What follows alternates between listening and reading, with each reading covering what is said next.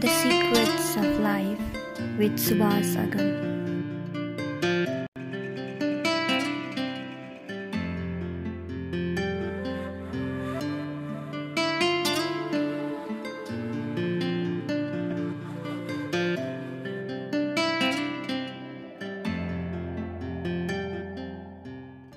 नमस्कार दर्शकवृन्द, स्वधर्म टिभी को प्रस्तुति कार्यक्रम द सिक्रेट्स अफ लाइफ अर्थात् जीवनको रहस्य कार्यक्रममा हजुरलाई स्वागत गर्न चाहन्छु। आजको कार्यक्रममा हामीले पोहोर साल पनि प्राप्त गरेका एकजना सद्गुरुसँग फेरि संवाद गर्दैछौँ। हाम्रो साथमा हुनुहुन्छ डाक्टर चारुदत्त पिङ्गले गुरुवर। उहाँलाई सद्गुरु भनेर चिनिन्छ र उहाँ हिन्दू जनजागृति समितिका राष्ट्रिय मार्गदर्शक हुनुहुन्छ र उहाँ चाहिँ मेडिकल डाक्टर पनि हुनुहुन्छ, प्रोफेसर पनि हुनुहुन्छ र धर्मको प्रचारको निमित्त, विशेष गरी हिन्दू धर्मको रक्षाको निमित्त उहाँ देश विदेश भ्रमण गरेर हिन्दुत्वको जागरणको निमित्त कर्म गरिरहनु भएको छ। आउनुहोस् उहाँलाई कार्यक्रममा स्वागत गरौँ। गुरुवर प्रणाम, आपको स्वागत है। प्रणाम जी, बहुत अच्छा लगा आपको फिर हमने मुझे भी आनंद हो रहा है आपके नेपाल में दर्शन करने का फिर अवसर मिल रहा है। This is really an honour. कैसे है आप, कैसा है आपका स्वास्थ्य? स्वास्थ्य ठीक है, अच्छा है और हमारे गुरुदेव जी की कृपा से अच्छा कार्य भी हो रहा है। बहुत अच्छा। तो जब हम पहली बार इंटरव्यू किए थे तो हमने कुछ विषय को कवर किया था, तो आज आपसे फिर मुलाकात हुआ है तो हम चाह रहे हैं कि और भी कुछ विषय में बात किया जाए। ज़रूर। तो कर्म के संबंध में लोग कभी कभी दुविधा में पड़ जाते हैं, विशेष करके कर्म और भाग्य को लेकर। ज्योतिष विज्ञान एक तरफ है और ज्योतिष लोग जब आपका बात सुनते हैं, ज्योतिष के बात जब आप सुनते हो और आप देखते हो कि आपका ग्रह यहाँ पर है, यहाँ पर आपका ऐसे ऐसे जन्म हुआ था, इसी किस्म इस कारण से आपका जो है ये होने वाला है, ये हो जाएगा और इससे आप बाहर निकल नहीं पाएंगे, निकलेंगे भी इस डेट के बाद। ये बात जब वो कर्म के संबंध में अपने जो ग्रह के संबंध में बोलते हैं तो लगता है कि okay, I am bounded in the hand of ग्रह एंड नक्षत्र, so I am not free at all. फिर कर्म योगी के जब हम बात सुनते हैं कर्म के संबंध में, फिर वो कहते हैं कि कर्म करने से आपके हाथ के रेखाएं भी बदल जाते हैं, कर्म करने से आपके सब कुछ कर सकते हैं, कर्म में बहुत शक्ति होती है। और आजकल के दुनिया में जो भारत में भी, नेपाल में भी ये जो मोटिवेशनल स्पीकर्स बोल रहे हैं और ये तो और आपको इनकरेज कर रहे हैं दूसरी तरफ से कि कर्म करो, मतलब गधे जैसे मेहनत करते जाओ, आप अवश्य सक्सेसफुल हो जाओगे। तो इस किस्म से वो मोटिवेट भी कर रहे हैं। तो देयर इज सीन बिटवीन कर्म, भाग्य and नक्षत्र's point of view. So could you put some light on that? सर्वप्रथम तो ये बात हमें ध्यान में लेना चाहिए कि कर्म क्या है वो समझना चाहिए जी। और ये बात हमें ध्यान में लेना चाहिए कि मनुष्य योनि ही कर्म योनि है। और आप चाहे न चाहे आप कर्म करते ही रहेंगे।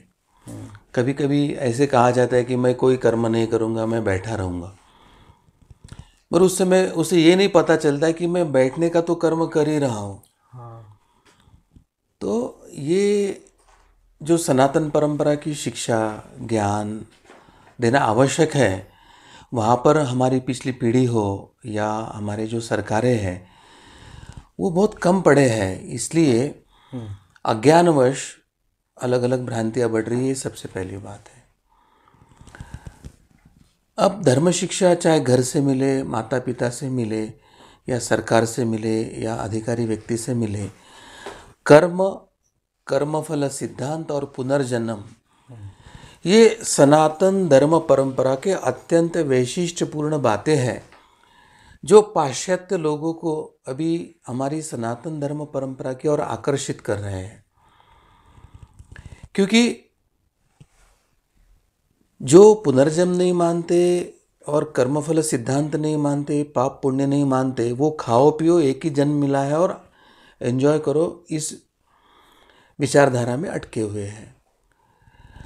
परंतु अब उनके मन में प्रश्न आता है कि अगर एक ही जन्म है तो सब समान बुद्धि से क्यों नहीं, सब समान क्षमता से क्यों नहीं?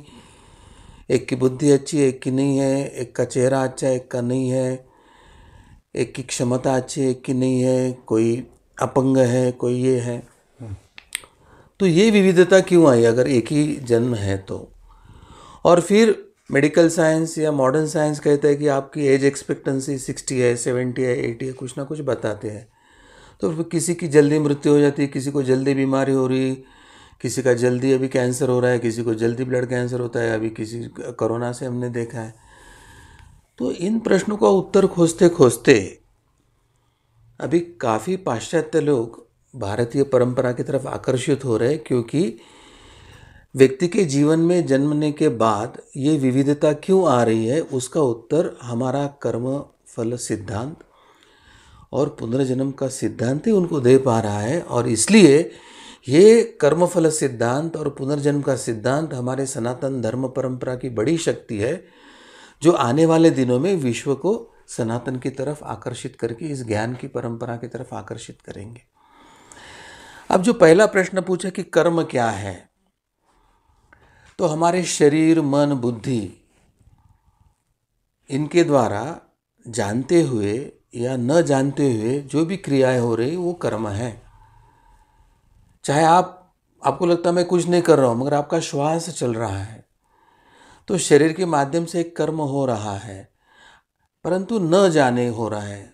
जब आपको बीमारी हो जाती है और जब आप रेस्पिरेटरी डिस्ट्रेस में होते तो तब पता चलता है कि अरे मुझे कुछ तो कष्ट हो रहा है, सांस ले रहा हूँ मैं। आपका हृदय काम कर रहा है, आपके शरीर में डाइजेशन चल रहा है, उसका एब्जॉर्प्शन चल रहा है, देखने की क्रिया चल रही है, सुनने की क्रिया चल रही है, आपको पता ही नहीं कि क्या क्या कर्म हो रहे हैं। तो कर्मों में एक नित्य कर्म, नैमित्तिक कर्म, विशिष्ट कर्म, इस प्रकार के कर्म के अलग अलग प्रकार होते हैं। एक होता है कर्तव्य कर्म। तो कर्म को दो कैटेगरी में ला सकते हैं हम, एक धर्मसम्मत कर्तव्य कर्म आता है और एक धर्म विरोधी यानी अधर्म, यानी धर्मसम्मत नहीं शास्त्र सम्मत नहीं ऐसे कर्म होता है। वो शारीरिक मानसिक आध्यात्मिक स्तर के भी हो सकते हैं कर्म।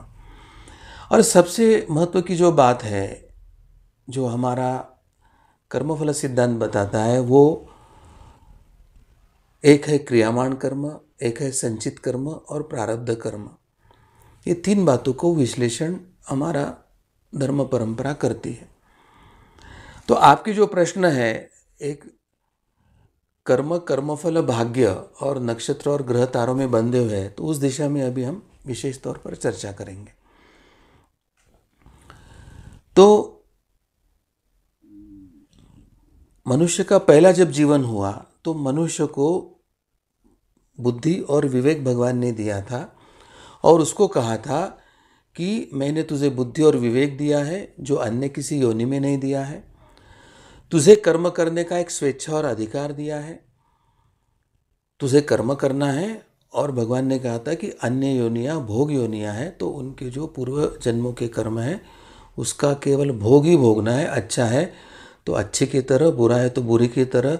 उदाहरण के तौर पे आज हम कोई कुत्ता देखते हैं, बड़ी मर्सिडीज़ या बड़ी गाड़ी में बैठ के जाता है, वो उसको पकड़ने के लिए दो चार आदमी रखे हैं, उसको घुमाने के लिए, उसको भोजन भी मिलता है तो अच्छी थाली में इम्पोर्टेड बिस्किट्स है या जो कुछ है उसको। और एक कुत्ता है रास्ते पे घूम रहा है। तो प्राणियों में भी भोग होते हैं, उनके पूर्वजन्म के भाग्य के अनुसार वो कहाँ पे जन्म लेंगे या कहाँ पे पालन होगा वो बताता है। परंतु प्राणी वनस्पति और निर्जीव ये भोग योनि कहते हुए हमें परमात्मा ने मनुष्य इसमें विवेक और बुद्धि दिया है कि आपको मैंने वेद और धर्मशास्त्र दिए हैं, मैंने आपके लिए कर्तव्य बताया है, पुत्र करके क्या कर्तव्य है, पिता करके क्या कर्तव्य है, भाई करके क्या कर्तव्य है, पत्नी करके क्या कर्तव्य है, एक नागरिक करके क्या कर्तव्य है, राजा करके क्या कर्तव्य है, एक सैनिक करके क्या कर्तव्य है, व्यापारी करके क्या, एक ब्राह्मण करके क्या कर्तव्य है। तो सब विहित कर्मों को लेकर एक धर्मशास्त्र के परंपरा में एक धर्म दृष्टि देकर मनुष्य को उसने पहले जन्म में 100% फ्री विल, आप पूर्णतः स्वेच्छा से कर्म करो।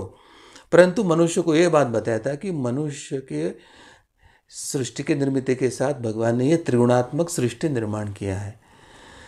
त्रिगुणात्मक सृष्टि का मतलब है कि सत्व रज तम ये 3 प्रकार के गुण और वृत्ति मनुष्य के सामने रखी है। जो धर्म के मार्ग पर चलेगा वो सत्वगुणी बनेगा, जो धर्म से थोड़ा धर्म पालन कर रहा है, थोड़ा धर्म विरोधी कर रहा है, वो रजोगुणी बनेगा, और जो पूर्णतः धर्म विरोधी कर रहा है वो तमोगुणी बनेगा, असुर बनेगा। इस प्रकार की योजना धर्मशास्त्र में भगवान ने बता के रखी थी। अब पहले जन्म में जब सत्ययुग था, वेद पढ़कर भी समझ में आते थे, वेदों का ज्ञान अपने आप प्राप्त होता था। तो उस समय राज्य व्यवस्था नहीं थी, नीति नियम नहीं थे, कानून कायदे नहीं थे, और वेद जानने के, ईश्वर की इच्छा को जानने के कारण मनुष्य शुद्ध आचार, परस्पर आदर, सम्मान, स्वावलंब, परावलंब सब मिलकर एक सहजीवन, परस्पर पूरक एक समाज की निर्मित हुई और एक दूसरे को अत्यंत आदर से वो समाज जीवन जीने लगे। जैसे जैसे काल की गति आगे जाने लगी, मनुष्य रजोगुणी बना। फिर किसी को लगा कि मुझे श्रेय चाहिए, मुझे बड़प्पन मिलना चाहिए, मुझे लोगों ने कौतुक करना चाहिए, मुझे मान सम्मान देना चाहिए। तो सत्व से थोड़े से ढलकर रजत की तरफ आ गए। परमात्मा के पूर्ण शुद्ध स्वरूप को जानने के बजाय वो स्वयं के देह बुद्धि में आ गए कि मुझे महत्व चाहिए, मैंपन जागृत हो रहा है, और वहाँ से कर्म की गति और फल बदलना प्रारंभ हुआ। अब जो जो कर्म कर रहे हैं उस कर्म का फल निर्माण होने की प्रक्रिया प्रारंभ हुई। फिर त्रेतायुग आया, फिर राज्य व्यवस्था निर्माण हो गई, मर्यादा पुरुषोत्तम प्रभु राम जी जैसे आदर्श हुए। उस समय असुर भी निर्माण हुए, वो भी वेदों को पढ़ने वाले थे, गुरुकुल में जाने वाले थे, उच्च तपस्या करने वाले थे। परंतु अब असुरों में चित्त शुद्धि नहीं थी। रज और तमात्मक गुण बढ़ने से मुझे सत्ता चाहिए, मैं नवग्रहों की सीढ़ी पर पाँव रख के सिंहासन पर बैठूंगा, मुझे स्वर्गलोक पर विजय मिलाना है, स्वर्ग मेरे आधिपत्य में हो, एक अहंकार की जो जागृति प्रारंभ हुई, वहाँ से अन्य कर्म के फलों की निर्मिति प्रारंभ हुई। और बाद में द्वापर युग में तो ऐसा हुआ कि वेद भी नहीं, त्रेता युग में तो फिर वेद समझते नहीं, तो गुरु के पास जाके प्रश्न उत्तर पूछ के उपनिषदों के माध्यम से वेद का ज्ञान लिया। द्वापर युग में वो भी नहीं मिला तो कर्मकांड और यज्ञयाग प्रारंभ हुआ कि यज्ञयाग से इच्छा पूर्ति करे। अब इच्छा पूर्ति के तरफ हम मुड़ गए। यानी धर्म की दृष्टि, धर्म ने क्या बोला, धर्म ने मनुष्य जीवन का क्या उद्देश्य दिया। मनुष्य जन्म मिला है तो मैं जिस सच्चित आनंद का अंश हूँ, परमात्मा का अंश हूँ, मुझे हर प्रयास परमात्मा के प्राप्ति के लिए करना है। वो छोड़कर मुझे सत्ता चाहिए, मुझे घर चाहिए, मुझे गाड़ी चाहिए, मुझे बंगला चाहिए, मेरा अच्छा परिवार चाहिए, इस विचारों में धीरे धीरे तमात्मक वृत्ति की तरफ जाके आज हम कलयुग में पहुँचे हैं। तो जैसे ही पहले जन्म में हमें 100% फ्री विल था, और जैसे जैसे हम सत्वगुण से रज के तम के तरफ गए, धर्म और वेदों के आचरण से हम स्वार्थी बने, धर्म और वेदों से धीरे धीरे दूर जा रहे, तो फिर कर्म के फल निर्माण होने लगे। कुछ फल थे हमने त्वरित उसी जन्म में भोगे और नील हो गए। कुछ ऐसे फल थे कि मैंने किसी दूसरे को कष्ट दिया है, समझो दूसरे को मारा और वो मर गया, अब उसको जीवन नहीं। अब वो दूसरा जीवन लेके जब तक मुझे नहीं मारता तब तक मैं उस कर्म के फल से नहीं जाता, इसलिए मेरा दूसरा मनुष्य जन्म तय हो गया। और वो आकर जब अब वो जो जन्म मेरा अगले वर्ष में ट्रांसफ़र हो गया है, तो मैं जो अपनी इच्छा से कर्म करता हूँ उसे क्रियामाण कर्म कहा जाता है, क्रिया और माण। और उसका अब जो मैं इस जन्म में भोग कर ख़त्म कर देता हूँ वो आगे नहीं जाता है, जो इस जन्म में मैं भोग नहीं पाता हूँ एक गठड़ा बनता है उसका, और मैं अगले जन्म में लेके जाता हूँ, जिसे संचित कहा जाता है। संचित यानी अनेक जन्मों का कर्मों का फल जो आप अनेक जन्मों से अभी पूर्ण रीपे यानी भोग कर समाप्त नहीं कर पाया, उसकी जो गठरी होती है वो संचित कर्म होता है। अब कलयुग में इतनी बड़ी गठरी लेकर हम घूम रहे हैं कि मनुष्य जन्म मिलने के बाद भगवान क्या कहता है, इसमें का मैं 10% अब आपके लिए इस जन्म के लिए अलॉट कर रहा हूँ। इस जन्म में आपको भोग कर ख़त्म करना है, और फिर आपको ईश्वर प्राप्ति के लिए मैं अवसर दूंगा, थोड़ा सा आपको फ्री विल इस जन्म में भी दूंगा, और 90% गठरी जो है वो संचित हमारे पास पेंडिंग रहती है। तो आज कलयुग के इस जन्म में जब हम मनुष्य जन्म लेते हैं तो हमारा 65% जो जीवन है वो पूर्व जन्म के संचितों में से लेके आए, जिसे हम प्रारब्ध कहते हैं। अपने ही कर्मों का फल जो हम अनेक जन्मों में अभी तक भोग पर समाप्त नहीं कर पाए, तो उस अनेक कर्म फल की गठरी से जो थोड़ा सा इस जन्म में हम लेके आए उसके हम प्रारब्ध कहते हैं। तो वर्तमान में इस युग में हम 65 यानी 65% जो जीवन है वो प्रारब्धवश होता है। आपको भी ध्यान में आएगा, आप अपने जीवन का अगर अवलोकन करेंगे तो मैं तो बंधा हुआ हूँ, मैं न चाहकर भी मैं कर पा रहा, मुझे वही करना पड़ रहा है।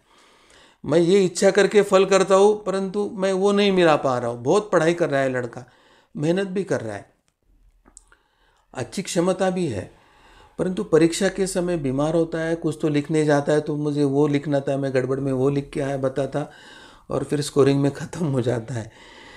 तो ये जो है कि we are doing all efforts, we are trying at our best, still we are not getting the result. ऐसे जो प्रसंग होते हैं वो प्रसंग में हमें ध्यान में आता है कि वहाँ पे प्रारब्ध घटक होता है कि पूर्व जन्म के कर्म के फलों को हम उस समय निश्चेष करते हैं।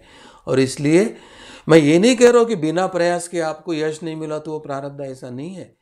पूर्ण प्रयास करने के बाद जब फल नहीं मिलता तो उसे प्रारब्ध कहा जाता है। तो इस जन्म में हमें जो 35% जो बचा हुआ है वो फिर से क्रियामाण है कि भगवान कहते हैं कि मनुष्य जन्म का उद्देश्य प्राप्त करने के लिए आज भी दिन में से 24 घंटों में से 65% आपका प्रारब्ध है। फिर भी 35% में अगर आप साधना करते हो, गुरु परंपरा से जुड़ते हो, चित्त शुद्धि के लिए प्रयास करते हो, भाव भक्ति से भगवान से, परमात्मा से, चाहे ज्ञान मार्ग से जुड़ो, भक्ति मार्ग से जुड़ो, कर्म मार्ग से जुड़ो, तो इस जन्म में भी आप ईश्वर की प्राप्ति कर सकते हो। और शास्त्र एक बताता है कि जब आप परमात्मा से पूर्ण एकरूप हो जाते हैं, ज्ञान प्राप्त हो जाता है या भगवान से पूर्णता जुड़ने से भक्त बन जाते हैं, तो आपकी जो बची हुई गठरी है जिसको आपने रीपे नहीं किया है तो वो निशेष हो जाता है कर्म, और आपको मतलब नलीफाई होकर आपको परमात्मा प्राप्ति होती है। निशेष होने का मतलब क्या है कि हमारे अंदर कर्म फल के बीज लेकर घूम रहे हैं। तो ज्ञानाग्नि से या परमात्मा से एकरूप होने से, समझो हमारे पास चावल या गेहूँ है तो उसको हम जमीन में डालते हैं तो उसका बीज आएगा और हमें गेहूँ मिलेगा। परंतु उस गेहूँ को अगर हम अग्नि पर भूनते हैं, मतलब उसको रोस्ट करते हैं, अब वो गेहूँ निर्बीज हो जाता है। उस रोस्टेड गेहूँ को अगर आप ज़मीन में बोते हैं तो उस गेहूँ का पेड़ नहीं आता है।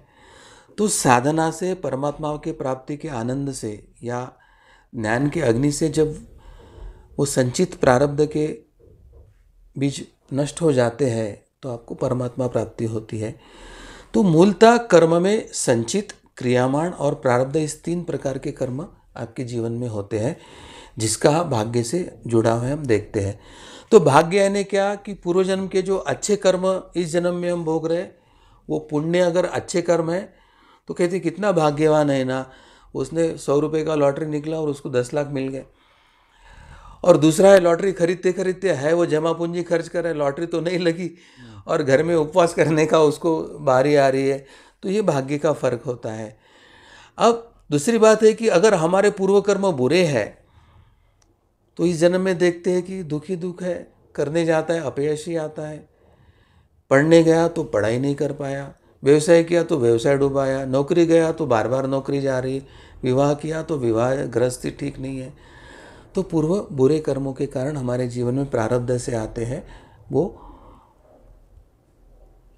कष्ट वाले जो होते हैं, पाप में जो कर्म होते हैं वो दुख के स्वरूप में आते हैं। और साधारणतः संत ऐसे कहते हैं कि मनुष्य का जन्म, मृत्यु और विवाह, ये 3 बात पूर्णतः प्रारब्ध के अधीन है। किसी को लगता है मैंने तो लव मैरिज किया है, परंतु बुद्धि कर्मानुसारिणी होती है और दोनों का एक तरफ देखकर प्रेम होना भी वो प्रारब्ध का ही भाग होता है। ये समझने की क्षमता समाज में नहीं होता है, इसलिए जन्म, मृत्यु और विवाह ये प्रारब्ध का ही भाग होता है। और गुरुवर इसी में जोड़ना चाहता हूँ, जैसे आपके जीवन में जो लोग जुड़ते हैं, और कोई अच्छे लोग जुड़ते हैं, कोई बुरे लोग जुड़ते हैं। कभी कभी अपने दोस्त ही फिर दुश्मन बन जाते हैं, काम करते करते वही आपके पीछे लग जाते हैं, आपके मारने तक तुले होते हैं। कभी कभार भारत में भी, नेपाल में भी, दक्षिण भारत में देखा जा रहा है कि जो ब्रदर्स होते हैं, भाई भाई होते हैं, विशेष करके नेपाल, इंडिया जैसे देश में, जहाँ पर पिता का जो संपत्ति, जो धन आता है तो उसको बांटा जाता है भाई भाइयों में। तो बांटने के समय में कहीं कहीं अचल संपत्ति होती है, कहीं चल संपत्ति होती है, कैश होता है। तो उसको डिवाइड करने में तो किसी का पल्ला भारी या कम हो ही जाता है, और मैनेजमेंट में किसी को कम किसी को ज़्यादा हो जाता है। और अगर इक्वल ही किया जाए, कहिए कि बुजुर्ग आए और इक्वल ही किया हमने कहा, फिर भी कोई एक आदमी जो बुरा स्वभाव वाला हो सकता है और वो कहेगा कि नहीं मुझे और चाहिए। और ऐसा भी हो सकता है कभी कभी वो अपना धन व्यय करता है किसी और गलत सलत काम में, फिर कहता है कि भाई ने अगर अथवा ब्रदर ने संजो कर उसे रखा है और उसको और अच्छा करवा रहा है, तो देखता है कि इसका तो और अच्छा हो गया, मुझे इसको मुझे और देना चाहिए। तो ऐसे किस्म के लोग भी दिखाई देते हैं समाज में। तो अगर मैं यही कहना चाह रहा हूँ, आप गलत नहीं है, आप अपने कर्म कर रहे हैं, लेकिन कोई दूसरा आदमी आपको दुश्मन देख रहा है, दुश्मन की वृत्ति से आपसे व्यवहार कर रहा है, कभी आपके संबंध में गलत सलत दूसरे जगह पर जाके बोल रहा है, तो दैट काइंड ऑफ सिचुएशन, इस किस्म के सिचुएशन में ये जो न्यूट्रल बैठा हुआ आदमी होता है, इसको उस आदमी से कनेक्शन कैसा होगा, और पूर्व जन्म, अगर आने वाले जन्म में दोनों का मृत्यु हो गया तो इसने तो उसको देखा भी नहीं, सोचा भी नहीं, उसके संबंध में कल्पना भी नहीं किया, लेकिन उसने इसको दुश्मन देख ही रहा था। तो इस ऐसा सिचुएशन में आने वाले जन्म में क्या होता है? सबसे पहले तो आपने जो सिचुएशन बताई पारिवारिक या भाई भाई की, तो इसमें दो प्रकार हो सकते हैं। एक तो पहले जान लो कि कर्म की गति बहुत गहन है। जब तक त्रिकाल ज्ञान नहीं होता है तो हम ये नहीं तय कर पाते हैं कि कौन सा, कि वो प्रारब्ध के कारण लड़ रहे हैं या उनमें दोष और अहंकार के कारण, यानी जिनका क्रियामान कर्म गलत हो रहा है, आसुरी धर्म का पालन हो रहा है करके ये करे, तो ये तय कर पाना कठिन होता है। परंतु जो व्यक्ति धर्म मार्ग से बंटवारे में मिला करके जो संतोष रखता है, उद्वेग नहीं करता है, तो वो भाग्यवान है और उसका प्रारब्ध अच्छा है और उसकी आगे की गति अच्छी है, ये तो हम जान सकते हैं। अब जो दूसरा प्रश्न आपने बताया कि एक व्यक्ति न्यूट्रल है, उसके बारे में कोई क्रिया प्रतिक्रिया नहीं और दूसरे के मन में क्रिया प्रतिक्रिया है। अब वो दोनों का मृत्यु हो गया तो आगे की गति कैसे रहेगी? तो जो व्यक्ति न्यूट्रल है, जिसके मन में प्रतिक्रिया नहीं है, वो तो मुक्त हो जाएगा, वो आगे संत महात्मा या और कोई आगे उन्नत बन जाएगा। और ये जो है, इसने एक तरफा द्वेष किया है, एक तरफा द्वेष किया है, तो अगले जाने में वो एक तरफा द्वेष को लेकर जन्म लेगा और धीरे धीरे वो द्वेष ही उसके विनाश का कारण बनेगा। क्योंकि एक दूसरी जो होती है विरोधाभक्ति, ऐसे द्वेषपूर्ण व्यक्ति बाद में भगवान का भी द्वेष करते हैं और फिर भगवान की शिक्षा के लिए वो पात्र होते हैं। तो उसके एक तरफा द्वेष की शिक्षा उसको भगवान ही देते हैं।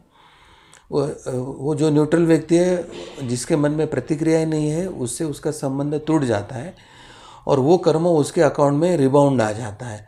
अब वो प्रकृति का दायित्व होता है, परमात्मा के नियम का दायित्व होता है कि वो अपने कर्मों का फल वो भोगे। और आपने जो पूछा था कि ज्योतिष और पंचांग के दृष्टि में, तो आपने एक वाक्य का उपयोग किया था कि व्यक्ति कहता मैं तो ग्रहों से और इनसे बंधा हुआ हूँ। तो यहाँ पे सबसे दृष्टि को बदलने की आवश्यकता है।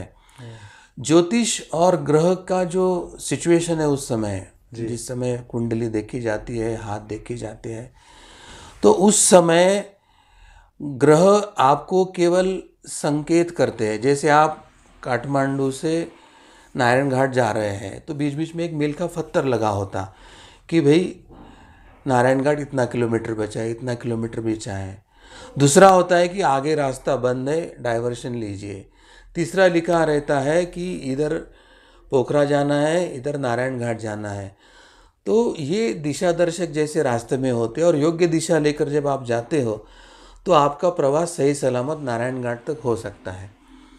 अब आपके जीवन में जब दुख आता है, कुंडली देखते हैं, तो उस समय ज्योतिष के पास जाते हैं, तो ज्योतिष उस ग्रह की स्थिति से बताता है कि पूर्व जन्म के आपके पापमय कर्म के फलित होने का समय आ रहा है, सतर्क रहिए। वो बताएगा कि पूर्व कर्म के पुण्यमय कर्म का फल आपको मिलने आ रहा है, आपका भोग अच्छा है, आप अच्छे निर्णय लीजिए, एक्सपांशन कीजिए। जैसे 7.5 शनि के संदर्भ में ये ज़्यादा पूजा जाता है, तो लोग कहते हैं कि शनि पीछे लग गया। बहुत गलत बात है। शनि देवता न्याय की देवता है। शनि देवता धर्म मार्ग पर चलने के लिए संकेत करने वाली देवता है। शनि देवता इतना ही संकेत देते हैं कि घोर पापमय कर्म का एक समय आपके जीवन का अभी उदय हो रहा है। आप गुरु की शरण में जाइए, साधना की शरण में जाइए, भाव भक्ति के मार्ग पर जाइए और स्वयं के घोर पापमय कर्म के फलों को भोगने के लिए गुरु कृपा से शक्ति को आप स्वीकार कीजिए और अपने जीवन को सुरक्षित रहने के लिए आप मार्गोत्क्रमण कीजिए। तो जिस तरह से अभी डाइवर्शन है, आगे रास्ता खराब है, इधर नहीं इधर जाइए, इस रास्तों को पकड़ के जब व्यक्ति प्रवास करता है तो सही सलामत पहुंचता है। तो ज्योतिष में ग्रह तारों के संकेतों को जानकर मेरे कौन से कर्म का उदय हो रहा है, मेरा भविष्य दुखमय है या सुखमय है, अब मुझे गुरु कृपा और साधना के बल की कितनी आवश्यकता है, और फिर गुरु कृपा के छत्र से ही घोर प्रारब्ध से बचने की संभावना होती है। तो ज्योतिष और ग्रह तारों से आप बंधे हुए नहीं हो। ज्योतिष और ग्रह तारे आपके जीवन के उस समय के बारे में संकेत कर रहे हैं कि आपके पूर्व कर्म का फल, और आप ही उस कर्म के कर्ता होने के कारण आपके जीवन में फल आया हुआ है। तो किसी को दोष देता है वो बहिर्मुख वृत्ति का व्यक्ति है। दूसरे को दोष देने वाला कभी सुखी नहीं हो सकता है। जो अंतर्मुख होगा, चिंतन करेगा, नित्य साधना करके गुरु की शरण में रहेगा, वही व्यक्ति ज्योतिष्य का परिपूर्ण लाभ जीवन के लिए लेकर स्वयं को मनुष्य जन्म के ध्येय के लिए सफल बना सकता है, ऐसे मुझे लगता है। बहुत सुंदर brother, what a wonderful explanation, thank you very much. तो हमने कर्म के संबंध में कुछ बात कही।